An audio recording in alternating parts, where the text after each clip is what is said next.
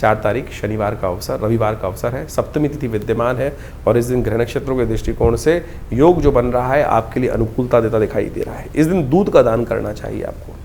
थोड़ी सी एग्रेसिवनेस कहीं ना कहीं परेशान कर रही है। चतुर्ग्रही योग आपकी राशि के दृष्टिकोण से सप्तम भाव में बनकर बैठा हुआ है और ये कहीं ना कहीं अंतर्द्वंद उत्पन्न करता रहता है।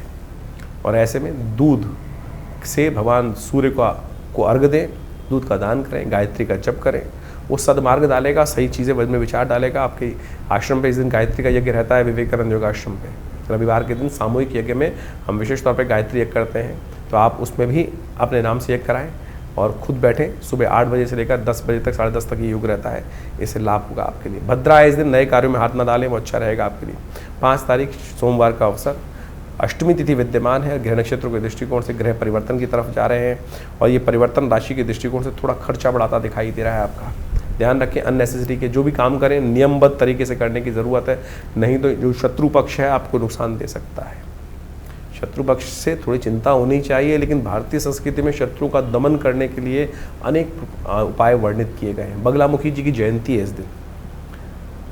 जो वैशाख मास की अष्टमी होती है उस दिन, वैशाख के दिन खासतौर पर शुक्ल पक्ष में जो अष्टमी के दिन भगवती बगलामुखी जयंती मानी जाती है और ये भगवती का दिव्य स्वरूप है जो दश महाविद्या के अंतर्गत आता है। समस्त शत्रु बाधा से मुक्ति देने के अद्भुत रास्ते बनते हैं। जब कोई और कार्य ना चल रहा हो तो इन भगवती के स्वरूप का ध्यान करने से, उनके मंत्रों का स्तवन करने से, अद्भुत मंत्र है, शास्त्र में इनका अद्भुत प्रमाण उपस्थित है। हमने भी स्वयं अनेक उपायों से देखा है कि कैसे चमत्कार उपस्थित होता है इनके द्वारा।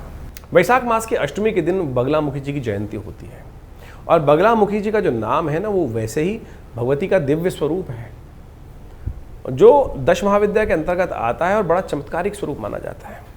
आज की तारीख में बहुत सारे लोग विभिन्न शांतिक पौष्टिक कर्मों में भी भगवती बगलामुखी के विभिन्न मंत्रों का प्रयोग कर लेते हैं और कुछ लोग बता देते हैं कि भगवती बगलामुखी की आराधना करो, जीवन के कष्ट दूर हो जाएंगे।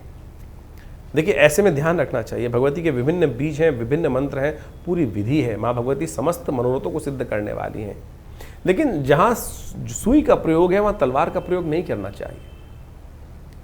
तो ऐसे में बड़ी शांति के साथ ध्यान करते हुए भगवती के मंत्रों का उपयोग करना चाहिए। कहीं हल्का सा गलत प्रयोग जो है वो बड़ा कठिन कारक बन जाता है। आमतौर पे वैसे तो लोग मंत्र को सही से उपयोग करते नहीं हैं, यदि विधि यानी ये ऐसा ब्रह्मास्त्र है कि इसको छोड़ने के बाद फिर वापस नहीं लिया जा सकता और बहुत बाद में कई बार विकट स्थिति बन जाती है।